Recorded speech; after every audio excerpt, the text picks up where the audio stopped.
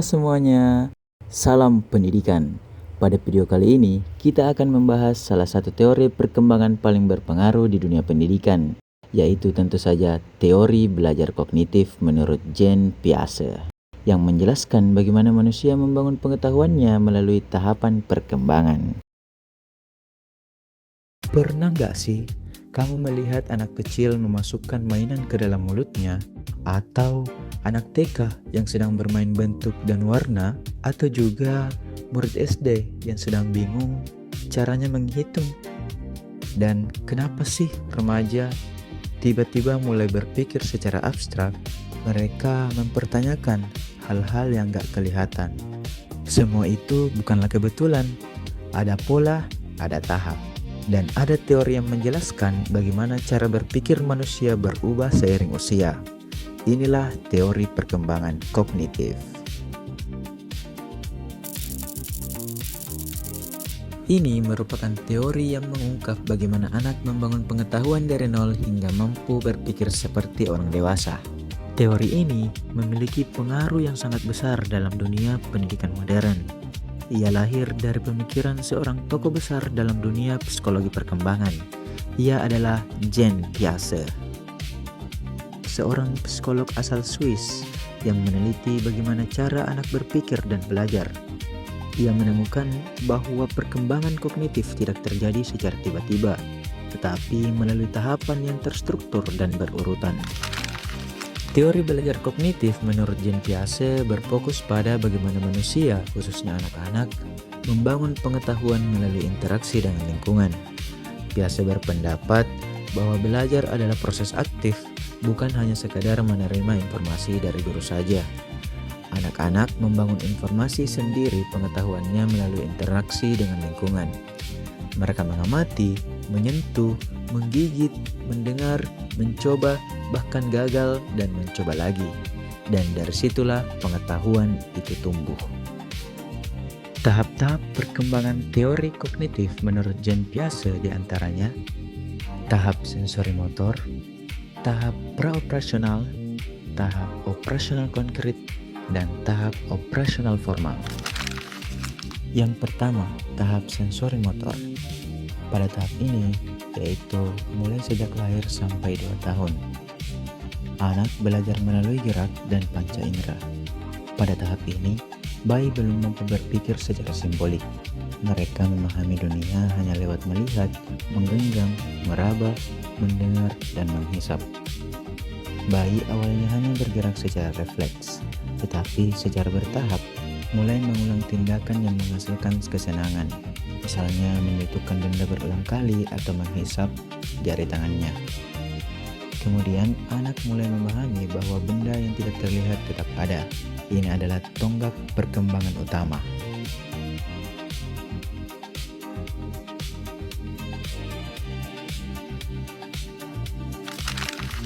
Tahap praoperasional, usia 2-7 tahun. Pada tahap ini, fokus utamanya adalah perkembangan bahasa, simbol, serta imajinasi. Anak mampu menggunakan kata-kata, gambar, serta benda sebagai simbol. Namun, cara berpikirnya masih sangat egosentris dan intuitif, di mana anak sulit melihat sudut pandang orang lain. Anak menganggap bahwa benda mati memiliki perasaan, serta anak belum mampu mengerti bahwa jumlah tetap sama meskipun bentuk sebuah benda itu berubah.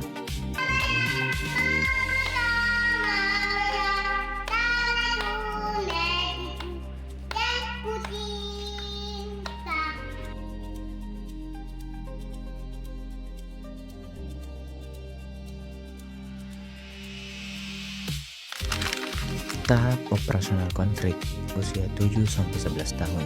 Fokus utama pada tahap ini yaitu berpikir logis tetapi masih terikat pada objek nyata atau pengalaman konkret, di mana anak mulai mampu berpikir logis tetapi hanya jika situasinya nyata atau dapat diamati. Anak mampu mengelompokkan benda berdasarkan kategori dan menyusun benda berdasarkan ukuran atau urutan. Serta anak tidak lagi berfokus pada satu aspek saja, melainkan bisa mempertimbangkan beberapa aspek sekaligus.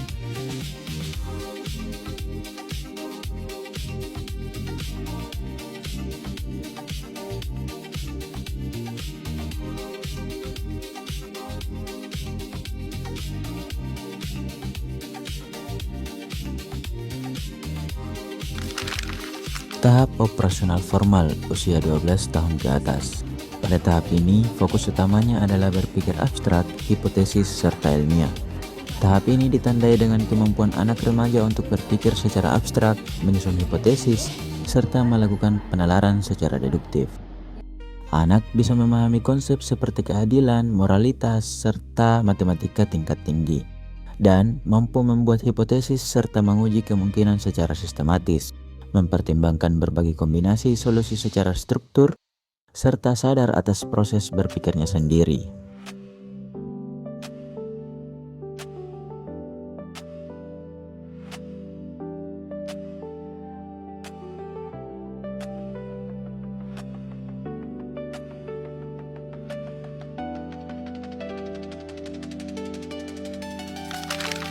Selain tahapan-tahapan perkembangan kognitif yang telah dibahas tadi, biasa juga menggunakan beberapa istilah sebagai representasi struktur kognitif individu, yaitu skema, asimilasi, dan akomodasi. Skema. Setiap orang memiliki skema, yaitu struktur pengetahuan yang sudah tersimpan di dalam pikirannya.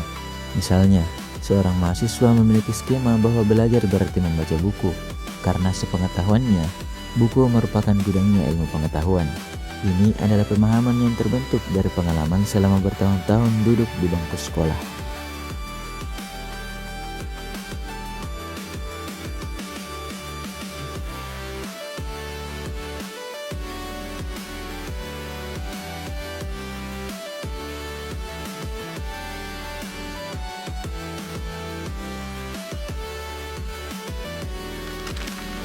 Asimilasi.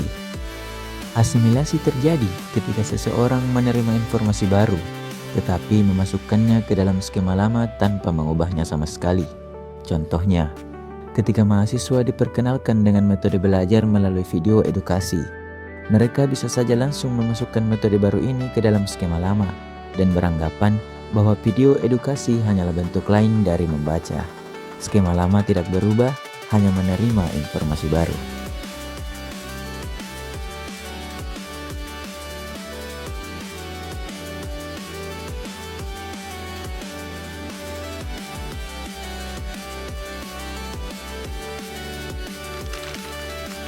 Akomodasi. Akomodasi terjadi ketika seseorang menyadari bahwa pengalaman baru tidak sesuai dengan skema lama, sehingga ia terpaksa mengubah atau memperluas skemanya. Misalnya, setelah mencoba belajar melalui video edukasi dan diskusi kelompok bersama teman, mahasiswa menyadari bahwa metode tersebut lebih efektif untuk memahami sebuah materi dibandingkan hanya dengan membaca saja. Akhirnya skemanya berubah. Belajar tidak hanya berarti membaca buku saja, tetapi juga bisa melalui video edukasi atau diskusi bersama teman. Bagi dunia pendidikan, teori Piaget memberikan peran yang sangat penting. Proses belajar harus disesuaikan dengan tahap perkembangan anak. Anak SD butuh benda yang konkret, eksperimen langsung, dan visual. Sedangkan remaja SMP dan SMA sudah bisa diajak berdiskusi abstrak, membuat hipotesis, dan menyelesaikan masalah-masalah kompleks. Guru bukan hanya penyampai informasi saja, tetapi fasilitator yang menyediakan pengalaman belajar sesuai dengan tahap kognitif anak.